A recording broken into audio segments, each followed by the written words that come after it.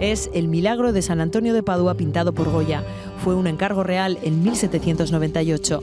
El pintor aragonés realizó esta obra sin saber que sería su cielo hasta la eternidad, porque bajo esos frescos descansan sus restos mortales.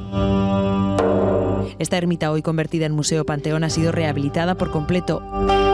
Un año de obras planificadas milimétricamente para preservar las pinturas. No es lo mismo restaurar unas cubiertas de cualquier otro edificio que restaurar las cubiertas que debajo tienen los frescos de Goya. Entonces hemos tenido que establecer todo un sistema de control de sensores, de medidores de la humedad, de medidores de la vibración, para que en cada segundo supiéramos que lo que estábamos haciendo preservaba los frescos.